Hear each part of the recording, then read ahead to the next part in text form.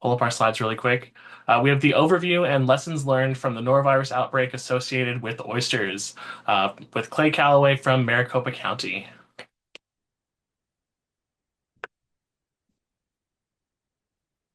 Clay, if you're on, you can. There you go. Perfect. Let me go ahead and share my screen real quick. Sounds good.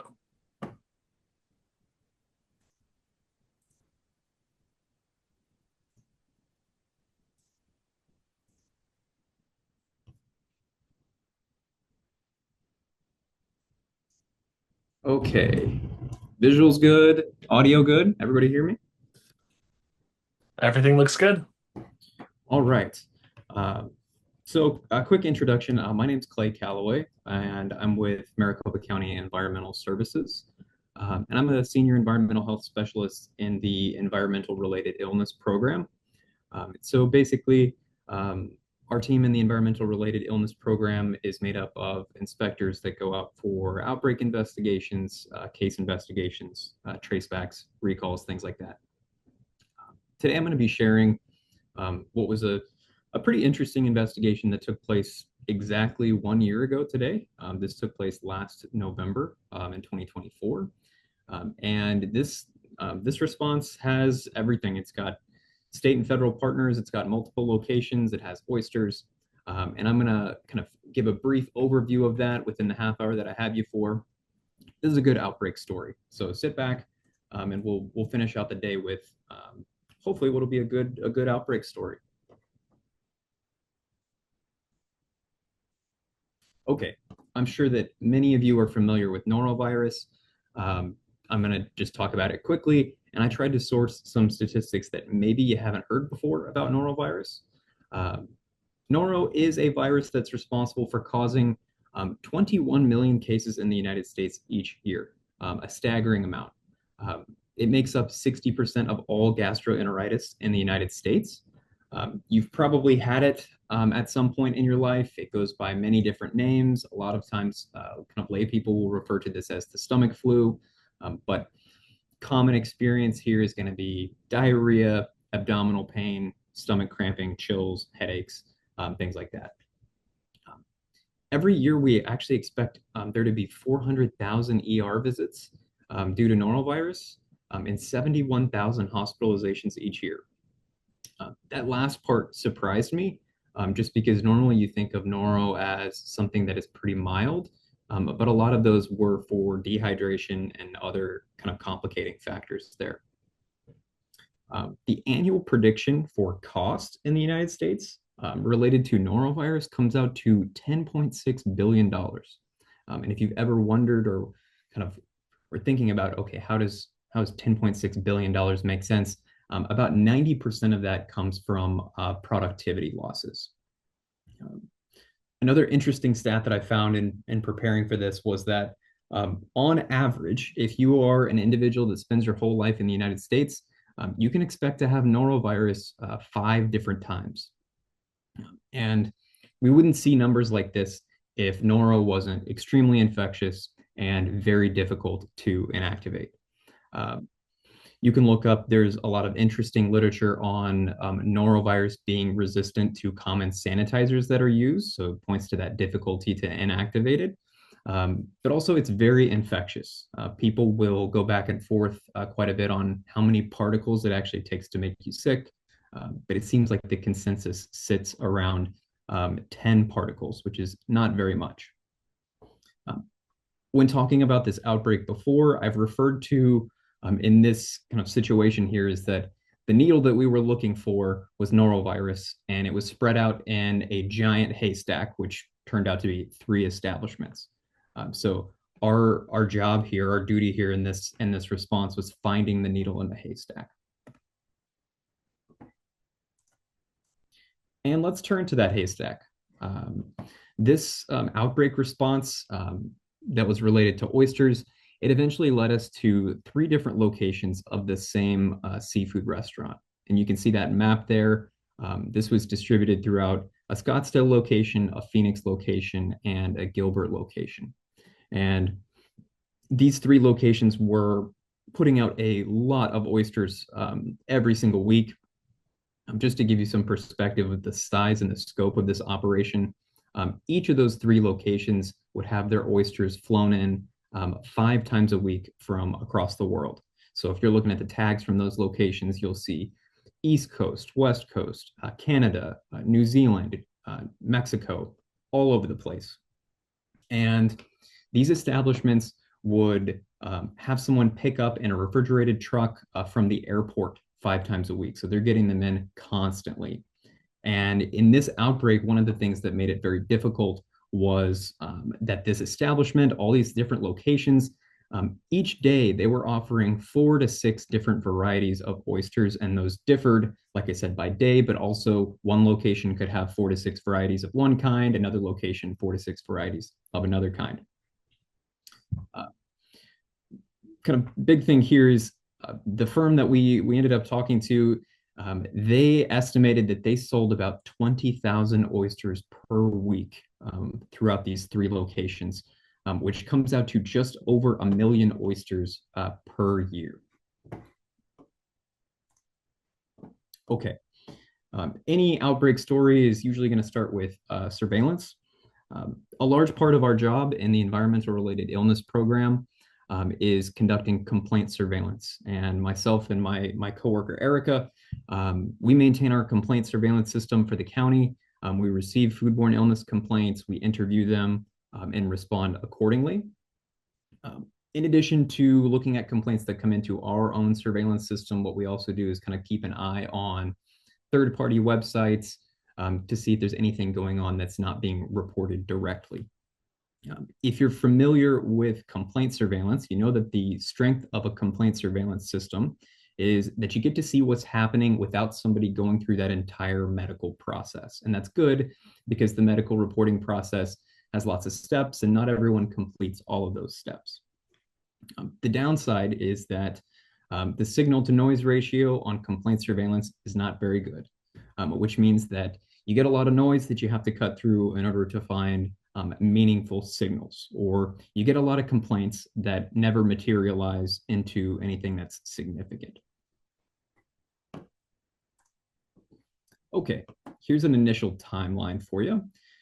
This response really started with a third-party complaint that came in on November 1st for the Phoenix location of this seafood restaurant. And my coworker saw this and she kind of brought it to the attention of the group. But as with a lot of third-party complaints, sometimes those can be very limited in information. And for this one, there wasn't any contact information or details on party size, but it did report a meal date of a few days earlier and a meal consisting of oysters, followed by symptoms of foodborne illness. Now, like I said, with complaint surveillance, it's difficult, especially if you can't do a full interview with that person. So with one complaint, no contact information, this fell below the requirement needed to kind of start an investigation. In order to declare an outbreak, we'd need 2 or more people, different households, separate parties that exhibit similar symptoms and incubation time. The rest of that week, kind of the beginning of November, was pretty quiet. It wasn't until Wednesday on the 13th that we received another complaint. And this time it was a complaint in our own surveillance system with contact information. And it was for a party of 10 where 6 of those members became ill and they consumed oysters. And when you're dealing with a large party like that, typically go through that list of individuals, try to connect with each one of them. So we got to work going through all those ill individuals and getting those interviews.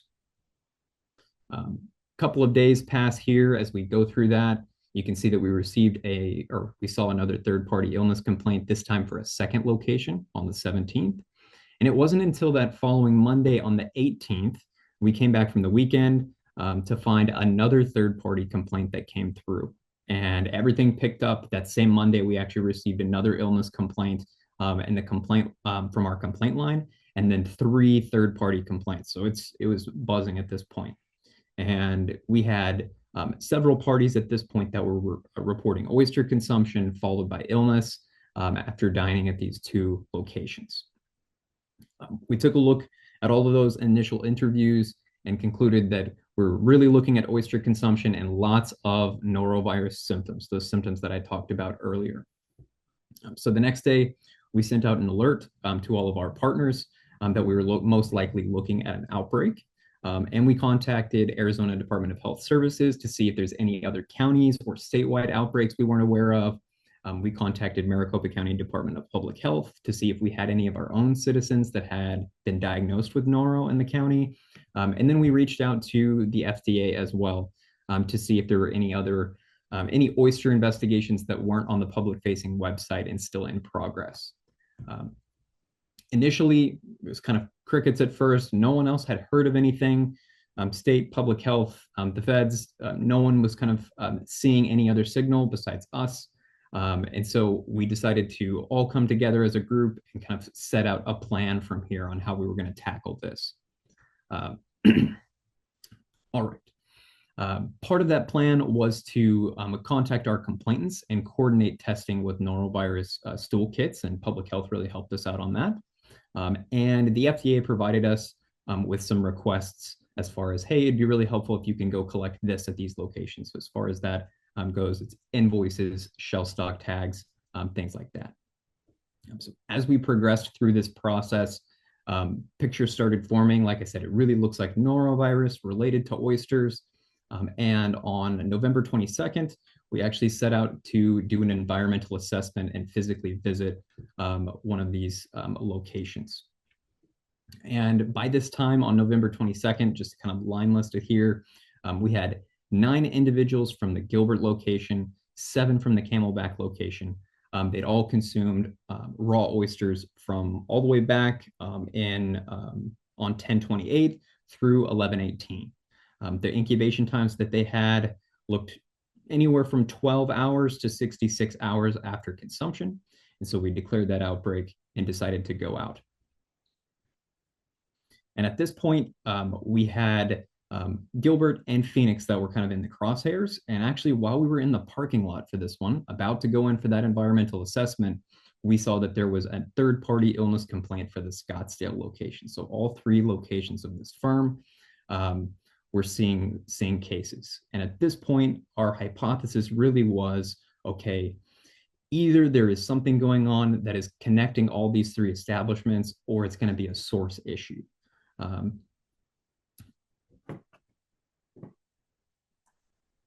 Okay.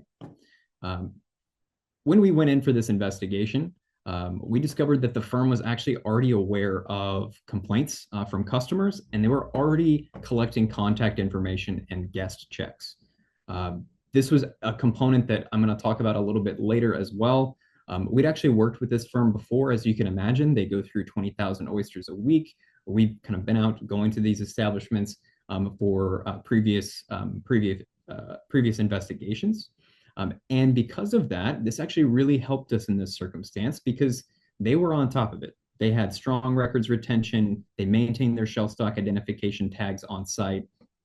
And we were able to make the requests for oysters that were sold, for guest checks, for contact information, for shelf stock tags, for invoices, for really all the things you'd like to have in this kind of situation. During that environmental assessment, they performed quite well. There was minimal contributing factors found to point towards the restaurant being the source of their problems. Like I said, the business was already aware. They had strong records and invoices for those oysters. And we had them enact, sometimes this is called noro protocols. Really what we had them do was, hey, it looks like there's norovirus that is associated with the restaurant. Let's go ahead and let's get to a wide variety of commonly touched surfaces, chairs, door handles, tables, menus, and let's go through and sanitize those things. So we had them go through that process and went through with our records collection. What we also did at this point was we really kind of roped the firm in and made the case to the firm as far as, hey, we really want to work with you on this. We want to make sure that we can stop these cases from occurring. So it's in your best interest to kind of share everything with us so we can kind of get an idea of what's going on and put a stop to that. The last bullet point that you see on this slide here, interestingly enough, The firm actually had their own ideas initially on what could be going on, and they had stopped selling oysters from certain providers by the day that we were there, so on 11/22. And I'll get into that a little bit later as time goes on. Okay, so at this point, we really focused on what could be considered traceback. My coworker and I, we started combing through a unbelievable amount of records to figure out if there was one type of oyster that could connect all of these ill individuals. And one of the things that was critical in doing that was they had what they called raw bar cards, or they had cards for each day, and you can see that on the left here, that outlined those varieties of oysters that were being sold on each day. This was very helpful, and you can see as I kind of swing through all these images, this was a ton of work. It was a lot of phone calls, it was a lot of emails, it was a lot of additional visits for shell stock tags, a lot of analysis. We ended up making multiple visits to these locations, and you can just see, kind of get a sense here of just the variety of different pieces of documentation that we needed. We ended up plotting out all of the oyster types that were sold each day at the 3 locations to see if we could see any trends or varieties, trends that were associated with certain varieties of oysters. And as we combed through all of that material, our total number of complaints had climbed to 22. And through our records, and this slide here, we found that 21 out of the 22 ill individuals had reported consumption of raw oysters. And 15 out of the 21 had consumed oysters from a source out of Washington State. 21 out of 21 consumed oysters when Washington oysters were at the raw bar being handled on site. So everybody that was sick, they ate at the establishment, one of the locations of the establishment, when those Washington oysters were out and being handled at the facility. We reported all this to the FDA. We kind of had our guesses here, and kind of collected all of this information. You can see here on the Washington leg, this is kind of how I'm going to refer to it, is that the firms were getting product from a distributor that was based out of Washington, but that distributor was getting products from 5 different sources. And so we did all of that trace back, presented it to the FDA. The FDA worked really well with us in this circumstance. They actually brought in Washington State Department of Health, and we ran a joint call and presented our findings.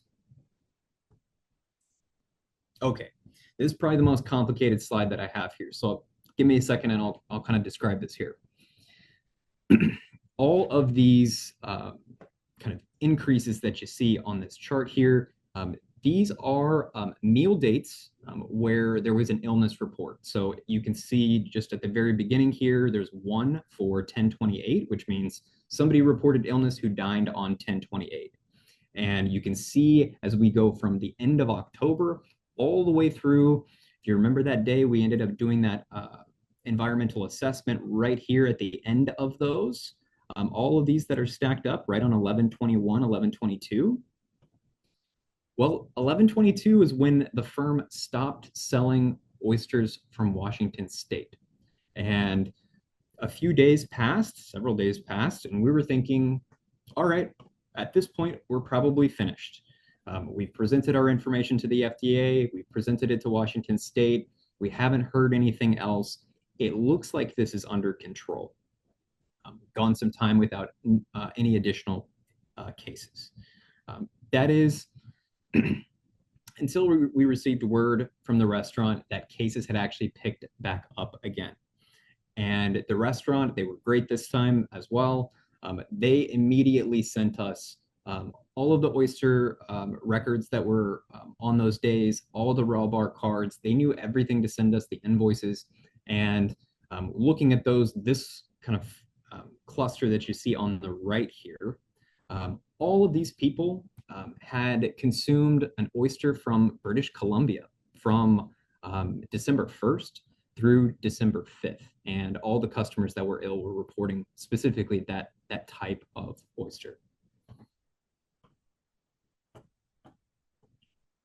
And at this point, um, this is really where it all came together. Our On December 9th, our stool samples that we had sent out to those customers, they actually came back positive for norovirus. And the following day, the FDA informed us that California was reporting two separate outbreaks from their state. And what California was reporting for one of those is that they had 20 people that were reporting ill who had all consumed oysters from that Washington source we were looking at around the exact same time. They also had a separate outbreak of 11 people that consumed oysters from this British Columbia source we were investigating, again, around the same time. And so, using the information from both states, the FDA decided to declare two separate notices because this is really the system working. If you think about it, you have investigators that get those shell stock tags, they get those invoices, the epi work gets done, they send that up to the state, or they send that up to the feds, and then another state does the same thing, and you can start to see that trend is forming. So to put all this together here, you can see how this turned out. Here's just a quick picture of that British Columbia leg that is very simple. One source brought through two distributors to those restaurants in Maricopa County. And here is the advisory that went out for that first leg, that Washington leg. And you can see here it says FDA advises restaurants and retailers not to sell or serve or sell, and consumers not to eat certain oysters from Pickering Passage in Washington. And if I could direct your attention there to the bottom of that left image, you see the certification number WA1590SS. And if you notice here, this was a tag that was collected from one of our locations on the right, WA1590SS. And so here we have, all right, advisory oysters that are potentially contaminated with norovirus. These were ones that were at play while we were having all of these cases at our establishments. So that's good to see. It's exactly what you want to see, really. If we go back to that Washington leg, we can see highlighted in red now, this is the source that was suspected to possibly be contaminated with norovirus as it passed through that distributor and then through the three locations in our county. And if I overlay that advisory notice with the cases that we saw according to the dates, you can see that it accounts for a lot of that crossover. These are color coded. So you see the orange is for the Gilbert location, the navy is for the Phoenix location, and the teal is for the Scottsdale location. And so right there, you've got, I think this ended up being about 8 or 9 of the cases had either consumed these oysters directly or had eaten oysters from a raw bar that also had this product that was included in that advisory. And then here is the advisory for the British Columbia leg. And this one, like I said, was a lot more straightforward. They even named directly the variety of oyster that was from British Columbia. And you can see that this is named directly on these shell stock tags that were collected in one of our establishments. So right on for the advisory. So if I have both of these laid out here now, you can see that a majority of those cases either fit into that first advisory with Washington or that second advisory with British Columbia. And we were really happy to see this. We were really happy that that process of reporting that, sending that up the chain, and then having the federal partners kind of see what else is happening, see if there's any links that you can kind of put together. This outbreak investigation is really a testament to that process working. And we were very happy to see that. My own guess here is that, and I'll touch on this in the kind of the lessons learned in a little bit, is that I would guess that whatever norovirus contamination was potentially going on in Washington happened a little bit before they started the range of that advisory, which could account for these other cases. That would be my guess. So, kind of taking a step back and looking at this, and it's in total. In total, these complaints that we received throughout this investigation, they came from three different sources. You can see that on the pie chart on the right. And you can see Maricopa County complaints, 13%. Third-party complaints, 28%. And then the big one here is 59% of the complaints were actually individuals who dined at the restaurant who just handled it with the business themselves. They didn't contact the department. They didn't go on the internet and post about it. But these were people, and we got the contact names, so there wasn't crossover. We know that these are people that were just not included in our own surveillance system. 28 separate parties, 32 complaints total, 2 norovirus positives on December 9th, and average onset of about 30 hours after the meal, mix of vomiting, diarrhea, or both, abdominal pain, cramps, headaches, fever, chills, nausea, what you would expect from norovirus. Okay, I've got about 5 minutes here. I'll wrap up with conclusions and lessons learned because I think that there's a few here. I'm going to start with surveillance limitations. We all know that not everyone reports foodborne illness. When I'm speaking with people in person, I usually ask them, hey, have you had a foodborne illness? And a lot of people will raise their hand, and then I'll ask, hey, did you report it? And a lot of those hands go down. So just keeping in mind that just because you're not getting complaints doesn't mean that it doesn't exist. These things are going on in the background. And that leads me to the importance of permit holder partnerships. This was an interesting situation because sometimes when you go in for an outbreak investigation, it can be a little contentious between you and the operator. And the operator may be like, nah, it didn't come from my place. I know I've never made anybody sick. You guys are wasting your time, things like that. This wasn't that type of situation. In this response, the firm actually was like, hey, you're here. This is great. Please help us. Please help. We want this to stop. And because we had that buy-in from the firm, we were able to get all of these records that we needed. We were able to, since we had worked with them in the past and they understood the risks that were associated and how things were handled, they understood that it was actually in their best interest to tell us about all those complainants that never contacted us, to have all that information for us, to keep shell stock tag retention in place. And that ended up being really the big contributor that enabled us to kind of put these pieces together and to report that up the chain. The third one here is you see navigating the advisory or recall processes. If you have establishments that handle, sell, serve raw oysters, it's a complicated food product. This food product is regulated pretty tightly, and that's a good thing because there are a lot of illnesses that are associated with oysters. And there is a lot of documentation that people are required to keep. And the reason that they have to keep that is for a situation just like this, to make sure that if there are cases, we can go back and we can find out a potential source for that. Another note on the advisory or the recall process too is you might be the first person that is noticing something. And if you're the first person that's noticing something, there's not going to be anything on the internet yet. There's not going to be something on the FDA website.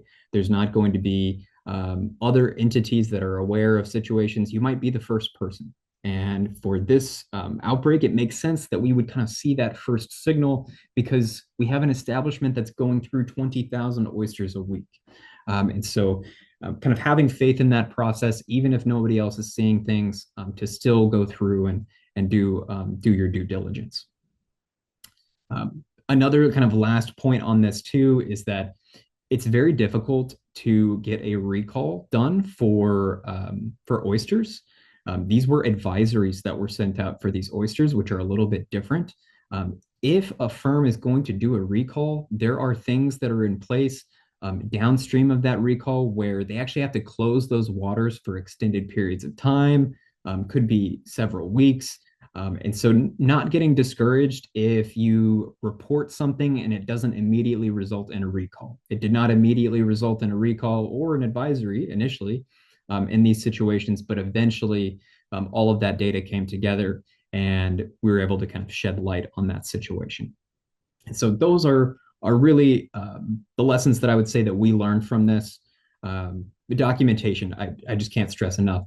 Encouraging your establishments to keep documentation, showing them that it's in their best interest to do so, and using examples. And there's plenty of examples. You can go to the FDA's website, and you can show them, hey, these recalls are happening all the time. And if you don't have this documentation, these advisories, these recalls, they get stalled. You could have more customers that are sick, and you could have that could impact your business.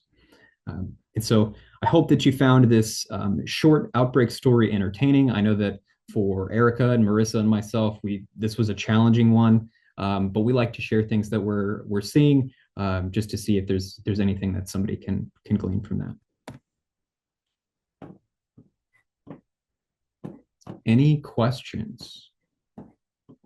Thank you so much, Clay. As always, thank you so much for presenting. It looks like we do have a couple of questions.